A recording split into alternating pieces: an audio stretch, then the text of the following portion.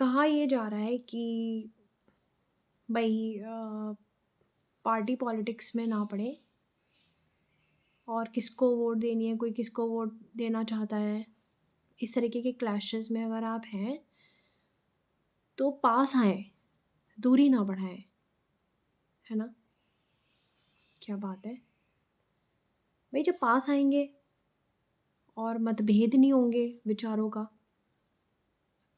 तो या अगर मतभेद भी है तो उसके बावजूद भी भाई ये सोचेंगे भाई रिश्ते ना बिगाड़े, है ना? तो लोग पास आएंगे। अब हो सकता है कभी ना कभी उनमें से कोई एक ऐसी बात समझा दे कि भाई इसको वोट दे दे, भाई इसको वोट दे दे, तो पास आना तो ज़रूरी है ना? दूसरी चीज़ ये है जो आजकल मीडिया में बहुत सर्कुलेटेड है, वो ये है कि भाई जयंत चौधरी जो हैं एंड उन्होंने समाजवादी पार्टी, ये सब टर्म्स कैसे हैं, not suited for researchers like us कि हम इस तरीके की बातें करें, but I think we are देश प्रेमी, तो वी आर नेशनलिस्ट्स, तो कई बार मन करता है कि इस तरीके की बातें की जाएं। तो भाई कहा जा रहा है कि जो उन्होंने गठबंधन किया, कोalition सा सॉर्ट ऑफ व्हाटएवर, तो वो जो है बड़ा ही गलत किया, बहुत गलत किया, बस बहुत ही गलत कर दिया। ये मीडिया में सर्कुलेट हो रहा है। भाई जब तक ये बात नहीं करेंगे, कालिक नहीं पोतेंगे, तब तक वोट कैसे मिलेगी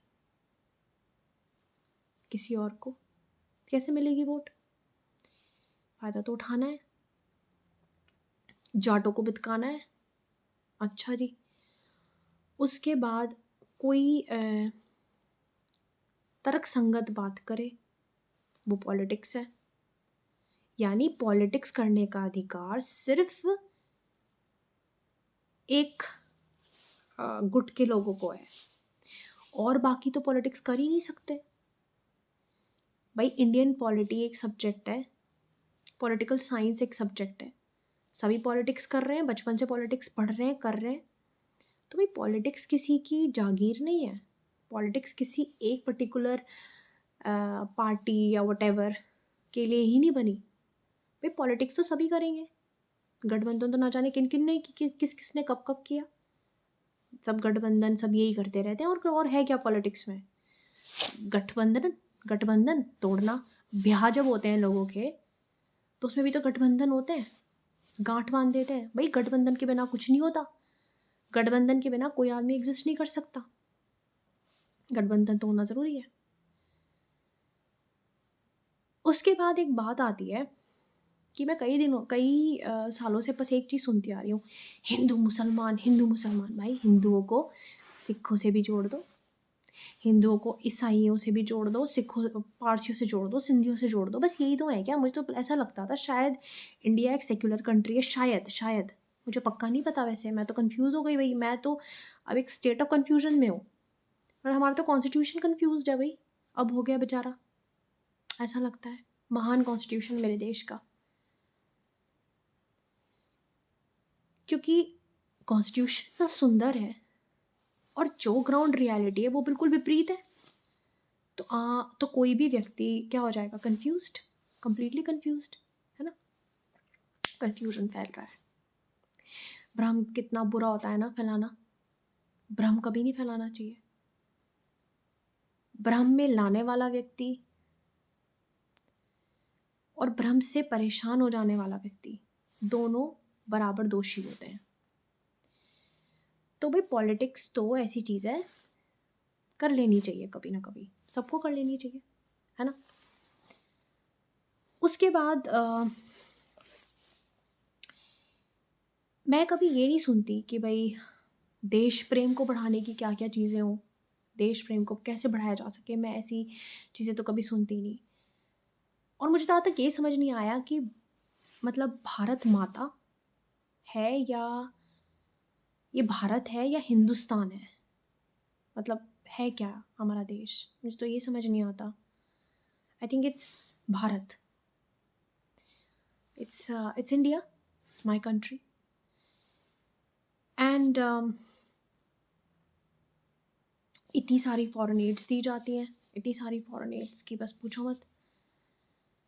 और मैंने हमेशा देशद्रोह से संबंधित शब्द ही सुने हैं। देशद्रोह, देशद्रोह, देशद्रोह, देशद्रोह, पता नहीं देशद्रोह के पैरामीटर्स क्या क्या है, पता नहीं, कुछ समझ नहीं आता, कुछ समझ ही नहीं आता। जब इंसान को समझ ही नहीं आता, किसी को समझ ही नहीं आता, तो वो उस पर वर्क कैसे करेगा। फिर आर्टिकल 370 का एब्रोगेशन हुआ। भाई बहुत बढ़िया चीज़ हुई, गजब, बिल्कुल गजब। हिंदू मुसलमान सेंसिटिव एरिया में, क्या बात है। उसके बाद राम मंदिर का भव्य निर्माण होगा। Awesome, amazing. राम मंदिर, हिंदू मुसलमान, हिंदू हिंदू, स्पॉट ऑन। उसके बाद मैं सोचती हूँ लोग किसानों को टॉलरेट नहीं कर सकते, तो वे वाकई में भाई और किसी को कैसे टॉलरेट करेंगे। सही बात है, किसान टॉलरेट नहीं होते। कोई नकली बताता है, कोई छोटा बताता है, मोटा बताता है, खोटा बताता है, बांडा बताता है, टेढ़ा मेढ़ा, पता नहीं क्या क्या। किसानों को मजदूरों के साथ जोड़ते हैं। भाई मजदूरों के साथ जोड़ रहे हो तुम किसानों को। मजदूर अलग कैटेगरी हो गई, किसान मजदूर है। किसान राजा है अपनी ज़मीन का, इसीलिए तो इस पर आँख कड़ी हुई है, इसीलिए तो इस पर चील की नज़र कड़ी हुई है। एमएसपी पे नियम कानून क्यों नहीं बनते? सिंपल सी बात है भाई, कोई आदमी कानून नहीं बना रहा।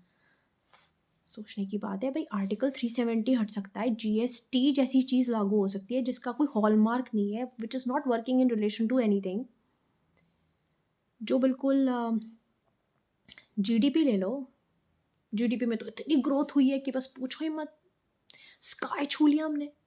क्रूड ऑयल, गोल्ड, सबके प्राइसेस इतने, और गोल्ड प्राइस तो इतने बढ़ गए, क्रूड भाई मज़े आ रहे हैं, मतलब सीरियसली। एक्साइज ड्यूटी बढ़ गई पेट्रोल और डीजल पे, ये इलेक्शन से पहले कैसे कम हो गई, या जीएसटी को कम कर दिया, क्या हुआ है भाई। अब जब जीएसटी थोड़ा बहुत मैनिपुलेट हो सकता है, तो इतना क्यों मैनिपुलेट नहीं होता कि लोगों का जीवन अच्छा चले। कितने लोग इसकी वजह से, कितने छोटे जो व्यापारी थे उन पे कितना भारी असर पड़ा है। इवन जो बीच के बिजनेसमैन थे, या जो भी थे, जिनकी स्मॉल स्केल इंडस्ट्रीज़ थी, उन पर कितना भारी असर पड़ा है। क्या वो इकोनॉमी में एक बहुत बड़ा पार्ट प्ले नहीं करते? मतलब ये है क्या ये सब कुछ। उसके बाद मीडिया ये भी कहती है, मैं सुनती हूँ कि अब की बार तो हम वोट ही नहीं देंगे, अब की बार तो हम वोट ही नहीं देंगे। क्या है ये सब?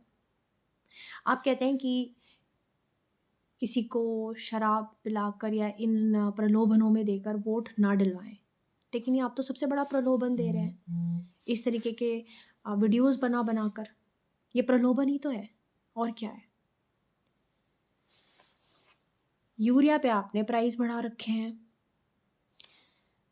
डीजल पे प्राइस बढ़े हुए हैं, सीट्स पे प्राइस बढ़े हुए हैं, हर चीज़ पे तो आपने प्राइस बढ़ा रखे हैं। फिर जो ये किसान निधि जैसी योजना है, इनके पैसे अकाउंट में आते नहीं, इलेक्शन से पहले अकाउंट में आ रहे हैं पैसे, कुछ कुछ वो भी कुछ के।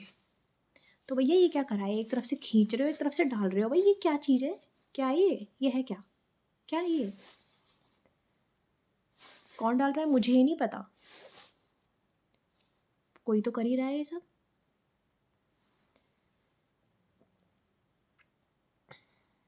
फिर मैं एक बात ये सोचती हूँ कि अफ़गानिस्तान को इतनी सारी एड दी, बहुत ज़्यादा एड दी गई, वाओ, देश में कंगाली आप एड दे रहे हो वही मुस्लिम कंट्री को। भाई आप जब इतना ज़्यादा हिंदू राष्ट्र वाली बात आती है, तो भाई फिर मुस्लिम कंट्रीज़ को एड देनी बंद कर देनी चाहिए ना, मेरे ख्याल से। मतलब I am not being, I am not in some advisory committee, और I am not telling people even to dissuade their mind, या अपने विचारों को बदलें, या क्या आपके जो विचार हैं आप अपने वो विचार रखें। बस मैं तो अपने विचार प्रस्तुत कर रही हूँ, आप मेरे साथ रेजोनेट कर रहे हैं, इट्स गुड, नहीं कर रहे कोई दिक्कत नहीं, कोई प्रॉब्लम नहीं। ना ही मैं आपका दिशा निर्देशन कर रही हूँ, क्योंकि मुझे दिशा निर्देशन करना ही नहीं है, मुझे तो बस अपने विचार व्यक्त करने हैं, दैट्स ऑल। और मुझे अच्छा लगता है अपने विचारों को व्यक्त करने का, शायद ये मेरी एक पर्सनल डायरी है, और ये पर्सनल डायरी पब्लिक भी है, कुछ इस तरह की पर्सनल डायरी है मेरी। उसके बाद पेरेंट्स स्पेशली इंडिया के, उनसे पूछो भाई उनका बेटा कहाँ है, अबू धाबी, दुबई, हाँ दुबई में अभी आया है, he is earning really nice. क्यों भेजते हो, क्यों भेजते हो अपने बच्चों को मुस्लिम कंट्रीज़ में? हिंदू राष्ट्र बनाना चाहते हो तो फिर मुस्लिम कंट्रीज़ में क्यों भेजते हो? उसके बाद 3 तलाक ख़त्म हुआ, 3 तलाक सारे पेंडिंग केसेस रिजॉल्व हुए मुस्लिम्स के, मुस्लिम गर्ल्स के। क्या बात है, आप तो उन्हें स्ट्रेंथन कर रहे हो, बहुत स्ट्रेंथन कर रहे हो, कितनी अच्छी बात है। तो जो लोग ये सोचते हैं कि भाई मुस्लिम्स के लिए कुछ हो नहीं रहा, कितना कुछ हो रहा है। तो जो लोग ये मानने को तैयार नहीं है कि मुस्लिम्स के लिए नहीं हो रहा, भाई वो देखो तो कितना हो रहा है, मानो तो। और जिनके लिए हो रहा है, मुस्लिम्स के लिए हो रहा है, भाई शायद वो भी माने कि उनके लिए सब क्यों हो रहा है ना।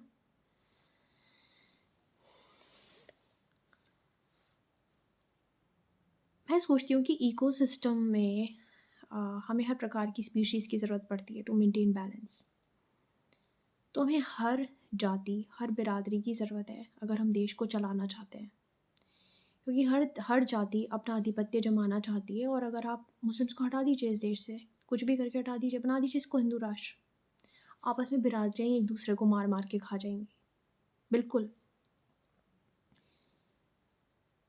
तो इतने सारे प्रयास, इतना सारा मिड डे मील, इतनी सारी चीज़ें जो गवर्नमेंट स्कूल्स में मिल रही हैं, जहाँ पे सबसे ज़्यादा मुस्लिम बच्चे पढ़ते हैं, तो वो भी सारी उधर की तरफ हो रही हैं। तो मुझे ऐसा लगता नहीं कि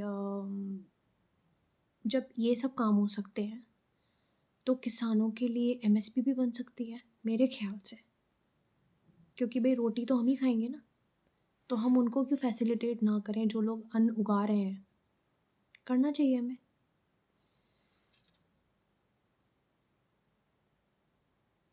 एक और चीज़ है जो मैं सोचती हूँ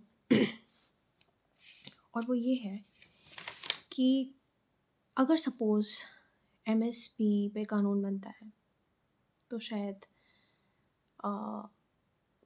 बहुत बड़ा नुकसान हो सकता है कॉरपोरेट्स को, अपेरेंटली। तो शायद ना भी बने।